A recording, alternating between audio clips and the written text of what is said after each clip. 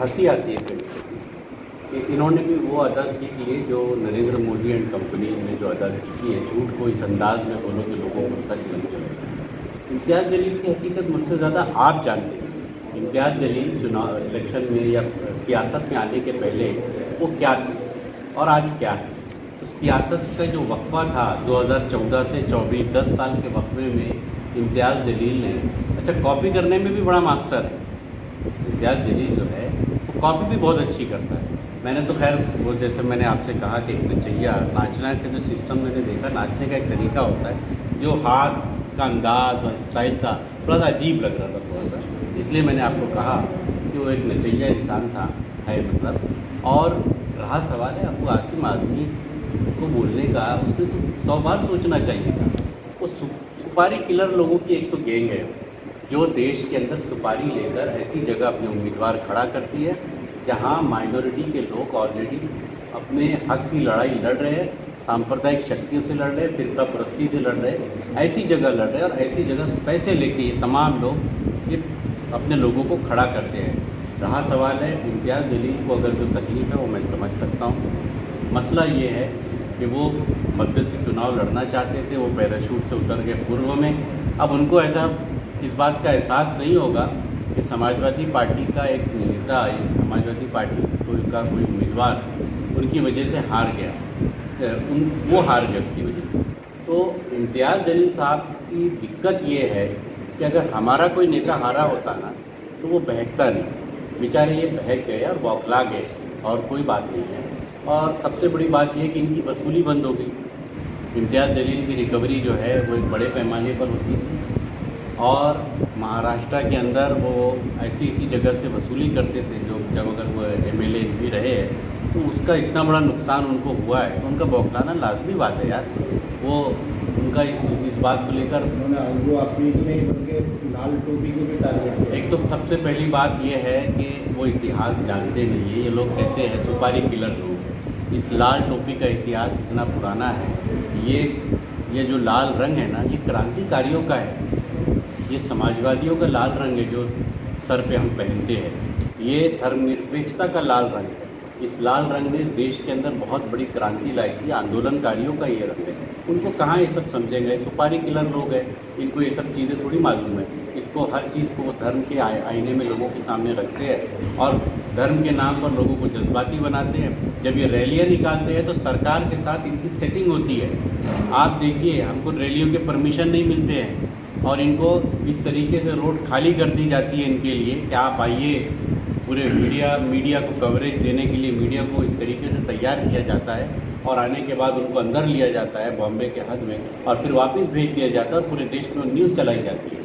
तो इम्तियाज़ जलील जो है, आप देखे होंगे कुछ जगह कि पुलिस से बिल्कुल सीधे से सीना लगाकर टकरा के बात कर रहे हैं। वो बार बार रिलीज़ करते हैं वो लोग ये वीडियो, आपने देखा है ना। तो ये जो है ये मैच फिक्सिंग है, ये बहुत बड़ा मैच फिक्सर है ये। इसके बातों में ना आए आप लोग। इसका जवाब कैसा देंगे आप? इसका जवाब तो अरे गद्दार, वो खुद एक गद्दार है। आज वो एमआईएम में है, अब एमआईएम में कब तक रहता है वो तो वही जाने। जब तक ये सब सेटिंग चलते रहेगी, सुपारी का काम मिलते रहेगा तो रहेगा। मोदी के साथ भी जो तो अविनाश साहब मांडी ला तो बैठे नजर। देखिए, मैं ये तो नहीं बोलता हूँ, ये अफवाह खुद देख रही है। अभी वो भी भारत के बाहर। लेकिन सर गद्दार क्यों कहा उन्होंने अबू आज़मी साहब?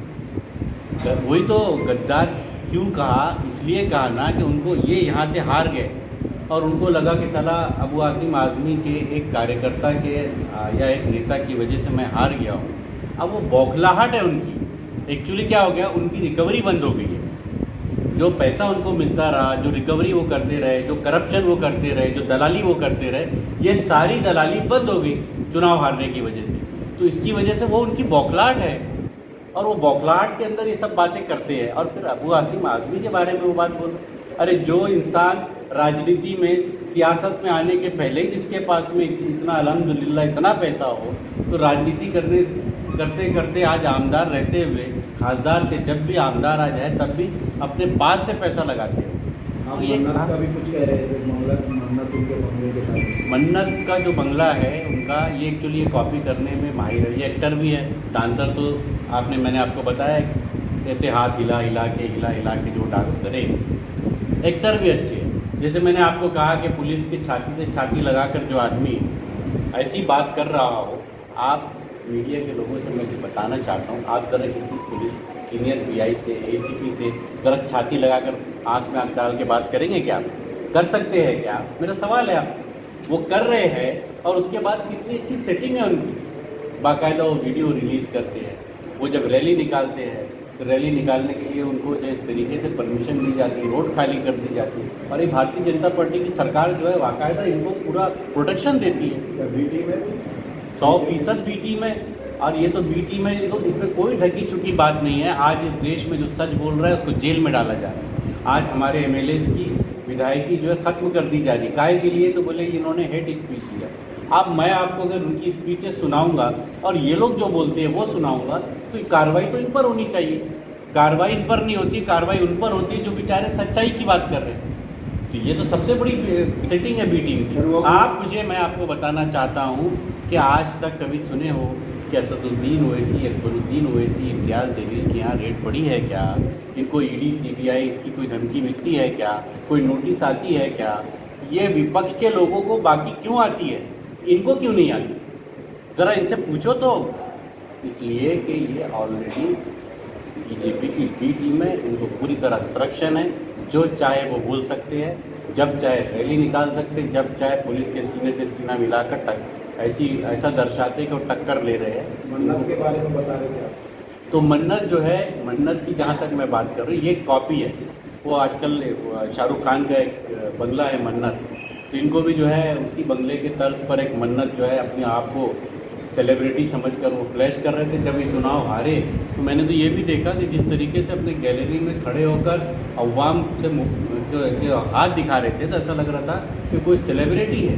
ये घमंड और गुरूर जो है ना उनका, औरंगाबाद का शाहरुख खान माना जाता है। हाँ, ये घमंड और गुरूर जो है अवाम में यहाँ की कैसा नीचे लाके छोड़ी है, आगे और भी नीचे लाएगी। वो रिक्शा वालों का, पान टपरी वालों का क्या, जिसको इम्तियाज जलील ने उनको पैसे दे। मैं तो पूछ रहा हूँ आप लोगों से कि मैं जानना चाहता हूँ, बेचारा वो ऑटो वाला जिसने पैसे, ऑटो बेचकर पैसे लगाया, और इन्होंने ही कहा, मैं नहीं बोल रहा हूँ ये बात इम्तियाज़ जलील ने खुद कहा कि भाई ऑटो वाला जिसने पैसे ऑटो बेचकर मेरे चुनाव में पैसे लगाया, तो ज़रा बेचारा इनका मन्नत बना, तो उनकी छोटी सी जन्नत बनाएंगे इन्होंने। वंचित ने भी पूरी तरह से साथ दिया। नहीं तो ये तो एहसान फरामोश लोग हैं भाई, ये तो बहुत हमेशा से एहसान लोगों का भूलते हैं। अवाम का एहसान भूल जा रहे, ऑटो वाले का एहसान भूल जा रहे, रिक्शे वालों का एहसान भूल जा रहे।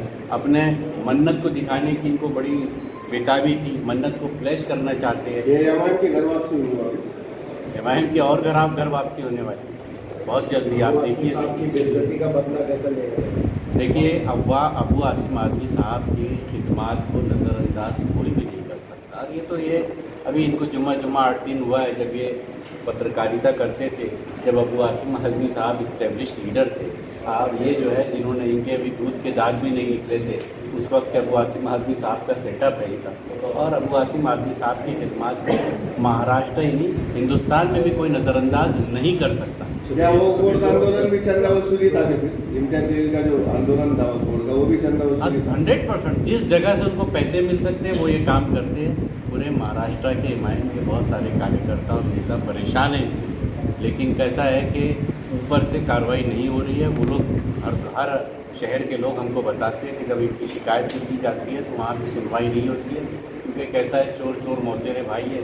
इनका जो रिकवरी का मामला था वो लोग जानते हैं, उन तक पहुँचती है। सर आखिरी सवाल, अभी 2 दिन की बकरीद है, उसको कैसे देखते हैं? देखिए, पहली बात तो ये है कि आप लोगों ने देखा होगा कि मुंबई में अबू आसिम आदमी साहब ने मुख्यमंत्री के साथ जो मीटिंग की, उस मीटिंग के अंदर जिस तरीके से हिंदू ऑर्गेनाइजेशन ने कुछ एक हफ्ता पहले एक सर्कुलर निकाला था कि जो जितने भी महाराष्ट्र की गौशालाएँ हैं वहाँ से 1 हफ्ते तक कोई भी खरीदी बिक्री नहीं करेंगे, कोई भी जानवर नहीं बेचेंगे।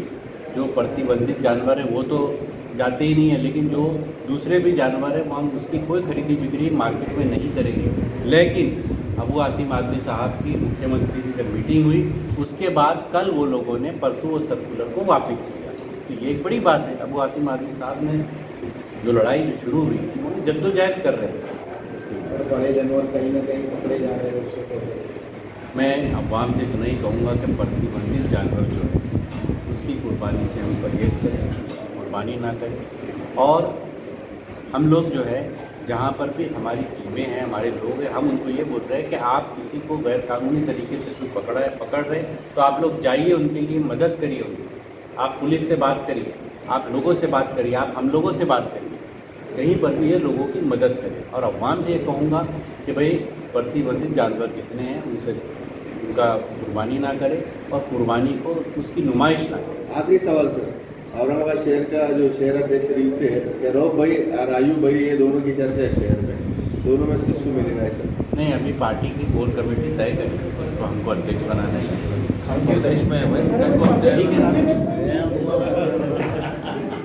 रिटायरमेंट